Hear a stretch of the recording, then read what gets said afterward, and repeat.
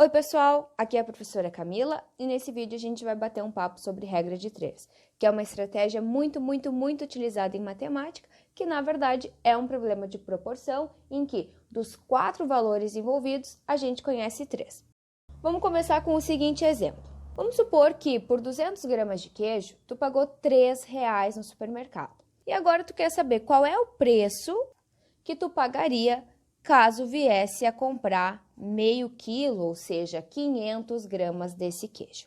Sempre muito importante, quando a gente está lidando com regra de 3, é verificar se a gente está trabalhando com grandezas diretamente ou inversamente proporcionais. Se por 200 gramas de queijo eu paguei R$3, no momento que eu aumentar a quantidade de queijo, vocês concordam que também vai aumentar o preço que eu vou pagar? Sim, né? Se uma grandeza aumenta e a outra aumenta também, isso quer dizer que elas são diretamente proporcionais. Então, a gente está diante de uma regra de 3 simples, direta.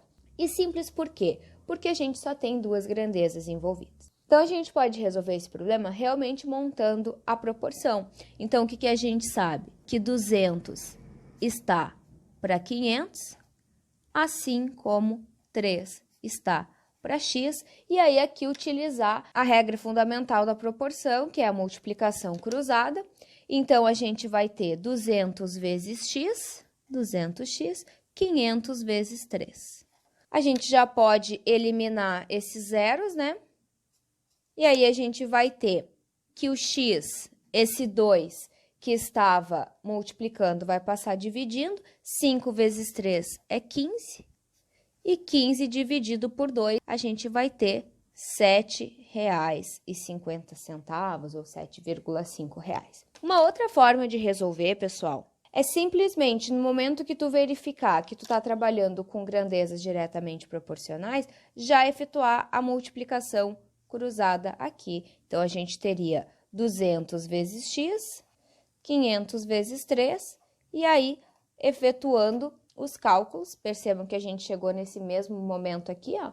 Efetuando os cálculos, a gente chegaria na mesma resposta. Agora, vamos supor a seguinte situação.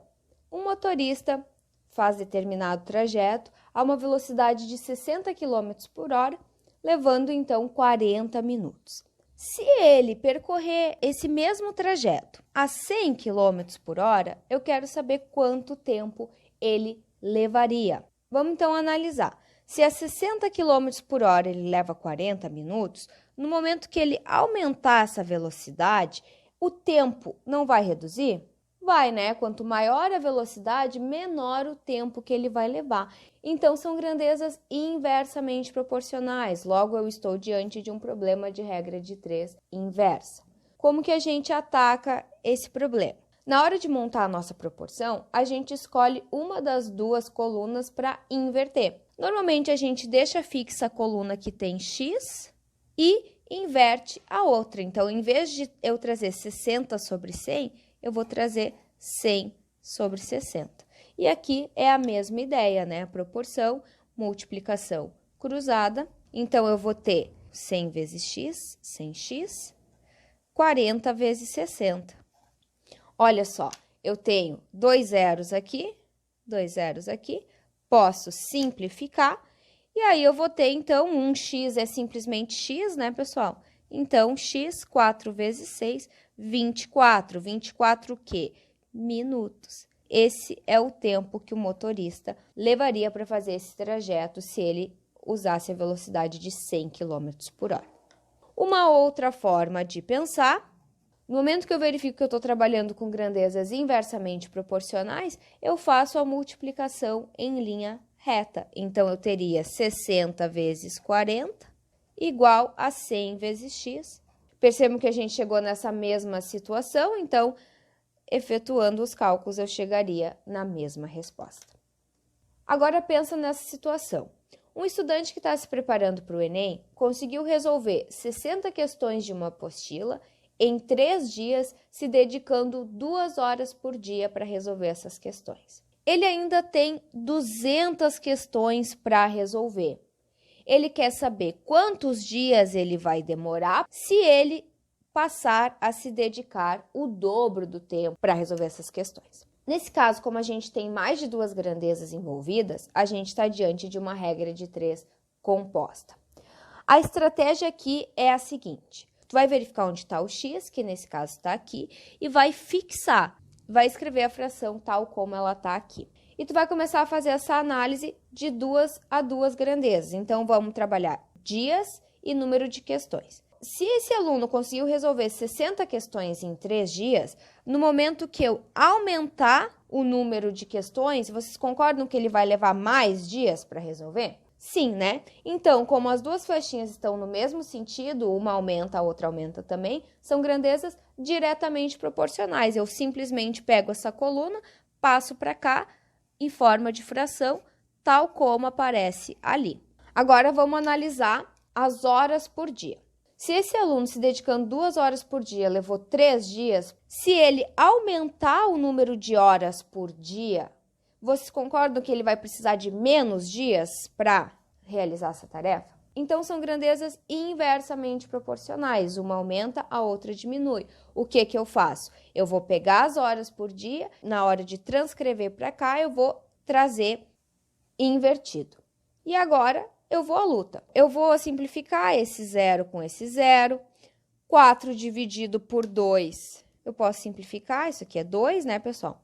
Então, vamos dar uma melhorada na nossa situação. Vou fazer 3 sobre x, 6 vezes 2, 12, 20 vezes esse 1 que sobrou, 20. Eu poderia dar mais uma simplificada aqui, mas vou aplicar a propriedade das proporções. Então, eu vou ter 12 vezes x, 12x, 3 vezes 20. Então, 3 vezes 20, 60. Esse 12 que estava multiplicando o x vai passar dividindo e 60 dividido por 12 dá 5. 5 que eu estava procurando o número de dias. Então, esse estudante vai conseguir completar essas 200 questões em 5 dias, se ele passar a se dedicar 4 horas por dia nessas questões.